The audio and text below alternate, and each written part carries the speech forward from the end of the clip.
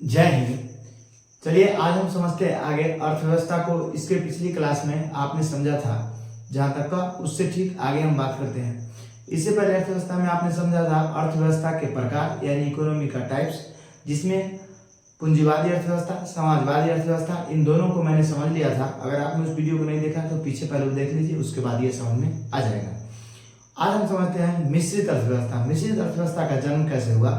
तो मिश्रित अर्थव्यवस्था का जन्म कहीं न कहीं समाजवादी अर्थव्यवस्था और पूंजीवादी अर्थव्यवस्था की जो दिक्कतें आ रही थी, उन दिक्कतों के कारण ही नई एक अर्थव्यवस्था का उदय हुआ, जिसे हम मिश्रित अर्थव्यवस्था कहते हैं। और ये मिश्रित अर्थव्यवस्था क्या है?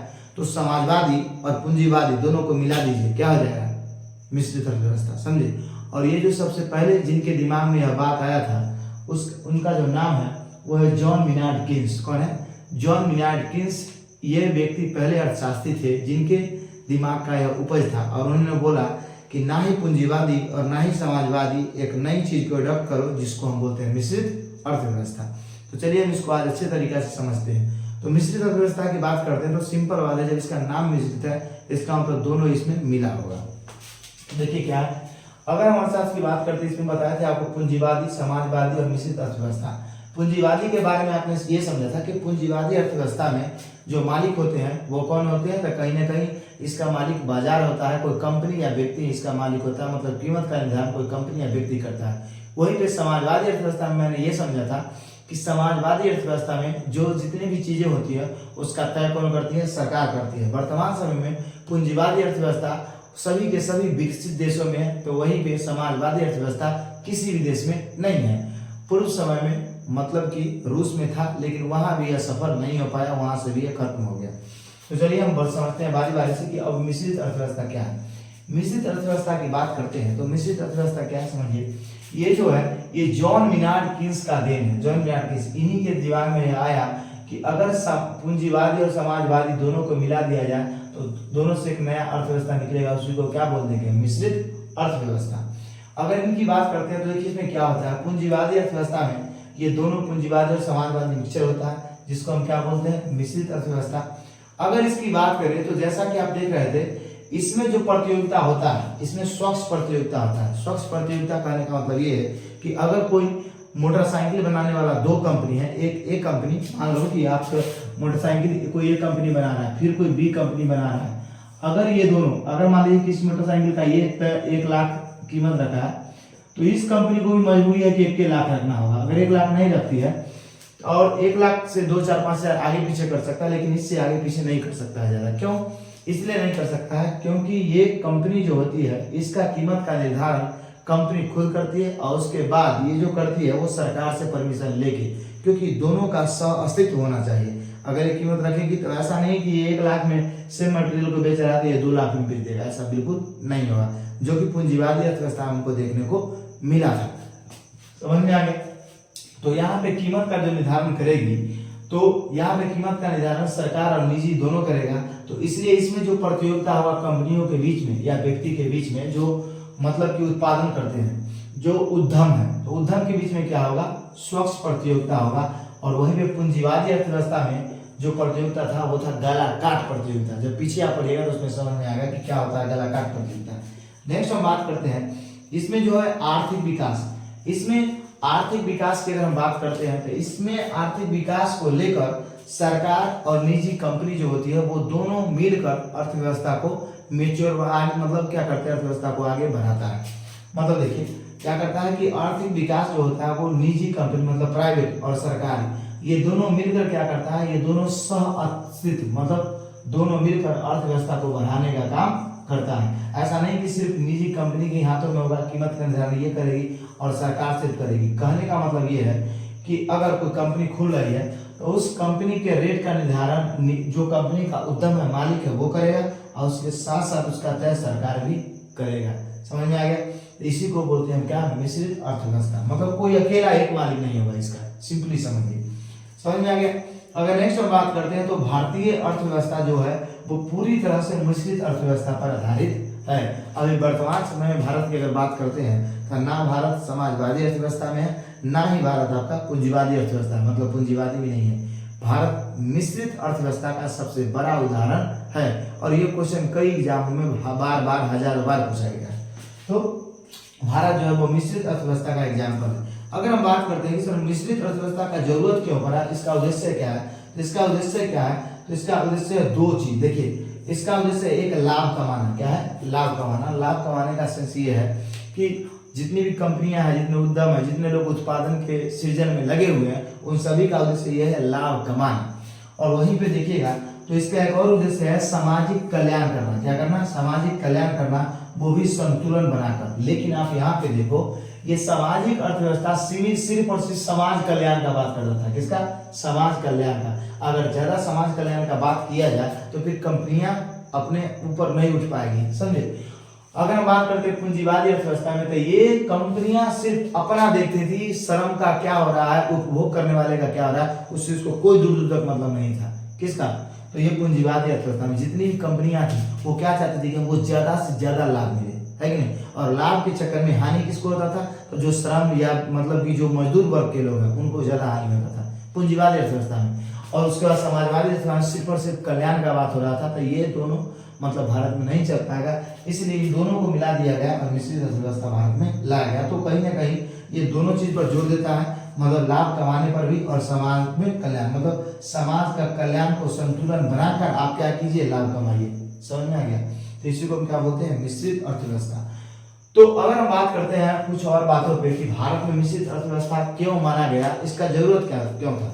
तो देखिए भारत को शुरुआत में मन ये था कि पूंजीवादी अर्थव्यवस्था को हम अडॉप्ट करेंगे, समझे। लेकिन हम लोग का कंडीशन इतना बिगड़ा हुआ था कि हम लोग उस लायक ही नहीं थे कि हम पूंजीवादी अर्थव्यवस्था को अडॉप्ट करें, समझे। ऐसा क्यों हुआ, ऐसा इसलिए कि हमारा भारत जब 1947 में आजाद हुआ तो उस समय हुआ ये था कि भारत का जो अर्थव्यवस्था का स्थिति था ना पूरा चरमरा गया था, है कि नहीं। चरमरा इसलिए गया था कि भारत का जब विभाजन हुआ तो भारत में अशांति का पूरा माहौल फैला हुआ था, ये आपको पता होगा।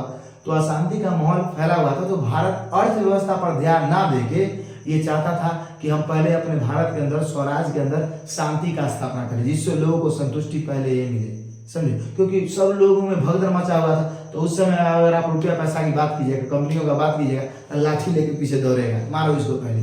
तो ऐसा नहीं किया गया था, पहले उन चीजों पर जोर दिया गया था। तो हुआ क्या था, उस समय हमारा स्थिति भी अच्छा नहीं था, पहली बात। दूसरी बात यह था कि उस समय में जो बेरोजगारी थी वो चरम सीमा पर था, समझे। उसके बाद उस समय की हम बात करते हैं तो रुपया पैसा जो था वो बहुत ज्यादा नहीं था। और उसके बाद और बातें करते हैं तो हमारे भारत के अंदर उस समय में निजी कंपनियां थी, प्राइवेट कंपनियां थी, उसकी भी संख्या कम था। जैसे बिरला, टाटा, यही सब 2, 4, 10 कंपनियां थी बहुत फेमस। बाकी कोई भी ऐसी कंपनी नहीं थी जो भारत के अंदर ज्यादा निवेश कर सके, है कि नहीं। क्योंकि पहले से तो अंग्रेजी गुलाम बना चुके थे, तो रहेगा कहाँ से। तो इस वजह से भारत के अंदर ऐसा स्थिति नहीं था जिससे कि हम पूंजीवादी अर्थव्यवस्था की तरफ जाए। और दूसरी बात यह है कि आपके दिमाग में आता सर समाजवादी अर्थव्यवस्था क्यों नहीं माना गया। तो समाजवादी अर्थव्यवस्था को इसलिए नहीं माना गया क्योंकि समाजवादी अर्थव्यवस्था को माना जाता तो सिर्फ समाज के कल्याण से भी देश चलने वाला नहीं था। इससे भी कहीं ना कहीं बहुत सारा दिक्कत फेस करना ये पड़ता कि फिर उद्यमी का विकास नहीं हो पाता।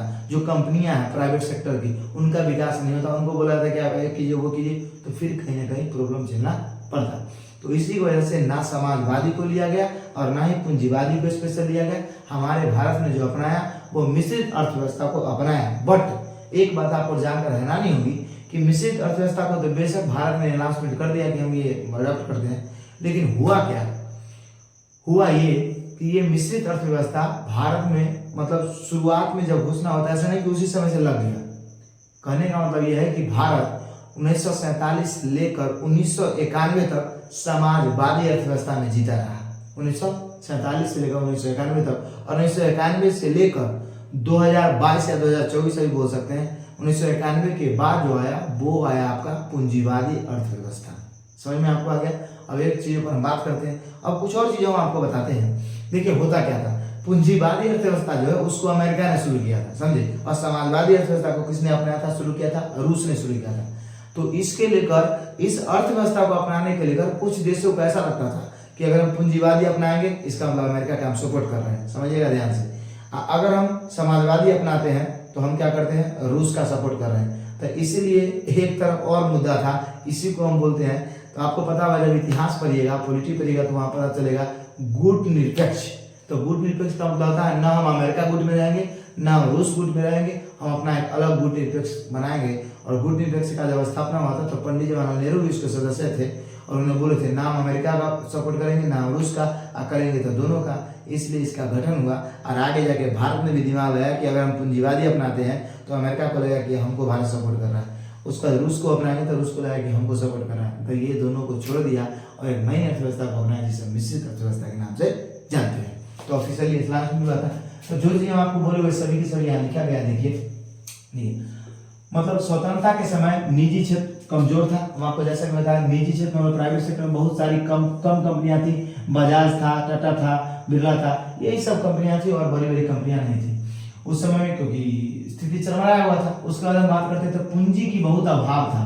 पूंजी का क्या था, अभाव या कमी था। पूंजी का बहुत ज्यादा उस समय में कमी था। तो पूंजी ना होने के कारण ऐसे भी हम पूंजीवादी अर्थव्यवस्था को अपना नहीं सकते हैं। उसका नेक्स्ट अगर हम बात करते हैं, अर्थव्यवस्था पर ध्यान कम और शांति पर ज्यादा था। कहने का मतलब यह है कि भारत का स्थिति इतना चरमरा चुका था भारत पाक युद्ध की वजह से और भारत के बंटवारा की वजह से। भारत के पास कुछ ऐसा चीजें नहीं बचा जिससे कि वो क्या करे, अपने अर्थव्यवस्था को सुधारे। उसको देखिए उस समय में जो था मतलब उच्च पीक पर आपका गरीबी और बेरोजगारी था। गरीबी और बेरोजगारी बहुत था, इसलिए समझ में नहीं आ रहा था कि क्या किया जाए। इसी को लेकर आगे जाके अगर हम बात करते हैं तो भारत जो था 1947 से लेकर 1991 तक उसमें रहा समाजवादी में, इसमें समाजवादी अर्थव्यवस्था। और उसके बाद 1991 के बाद 1991 का क्यों, क्योंकि पता है आपको कि 1991 में जो हमारा अर्थव्यवस्था है वो पूरे डूब गया था, समझे, मतलब पूरे घाटा में चला गया था। प्रति व्यक्ति या बहुत कम था। उसको निकालने वाले कौन व्यक्ति थे, वही मनमोहन सिंह, जिन्होंने उदारीकरण, निजीकरण, वैश्वीकरण का सिद्धांत दिया था। और जब उन्होंने यह सिद्धांत दिया तो 1991 के बाद जो हमारा अर्थव्यवस्था उठा, उसके बाद यह कभी पीछे मुड़ के नहीं देखा और उसके बाद ये पूंजीवादी अर्थव्यवस्था की ओर अभी जा रहा है। लेकिन एक बात समझिए, ऐसा नहीं है कि हमारा अर्थव्यवस्था पूर्णतः पूंजीवादी बन गया। हम लिख दी, इसका मतलब ये नहीं, अभी भी हमारा अर्थव्यवस्था मतलब मिश्रित ही है। समझ में आ गया? और क्यों है उसको हम समझते हैं। तो आशा करते हैं कि आपको समाजवादी, उसके बाद पूंजीवादी, समाजवादी और उसके बाद अभी क्या समझ आया, मिश्रित अर्थव्यवस्था, ये तीनों अच्छे तरीके से समझ में आया होगा। इससे पहले का वीडियो दिखेगा आपको पूरा क्लियर हो जाएगा। अब हम बात करते हैं अर्थव्यवस्था का बंटवारा। अर्थव्यवस्था की अगर हम बंटवारा की बात करते हैं तो अर्थव्यवस्था को बांटने का जो काम किया है वो किया है विश्व बैंक ने। विश्व बैंक ने कैसे किया? तो विश्व बैंक ने इस आंकड़े पे मतलब बंटवारा किया है कि किस देश का प्रति व्यक्ति आय कितना है। प्रति व्यक्ति मतलब पर व्यक्ति का मतलब जो इनकम हो वो कितना है, इसी को लेकर इसको बांटा गया है। और इसको लेकर आधार ये बनाया गया है कि जिस देश का प्रति व्यक्ति आय बहुत ज्यादा है उसको मान लिया गया कौन सा, तो विकसित देश। और जिसका मतलब ज्यादा बहुत ज्यादा कम है, आना मतलब बहुत ज्यादा कम है, आना बहुत ज्यादा है, उसको रखा गया है किसमें, मतलब विकासशील अर्थव्यवस्था में। और उसके बाद जिसका पूरे प्रति व्यक्ति आय कम है उसको किसमें रखा गया, अर्ध विकसित आय को। तो इसका आधार बनाया गया प्रति व्यक्ति सकल राष्ट्रीय आय, मतलब सकल आय रखा गया है। इसके अगर हम बात करते हैं तो हम आपको बता दें कैसे कैटेगरी वाइज बांटा गया। और अगर हम बात करते हैं तो इसके एग्जाम्पल का, तो देखो एग्जाम्पल जो आपका है विकसित अर्थव्यवस्था में America, Britain, France, Germany, Singapore, ये सभी के सभी जो देश हैं। सिंगापुर अभी विकसित की तरफ पूरा नहीं हुआ लेकिन हो ही गया है, ये एशिया का पहला देश है। तो अगर हम बात करते थे ये सभी के सभी देश जो है आपके वो विकसित अर्थव्यवस्था है।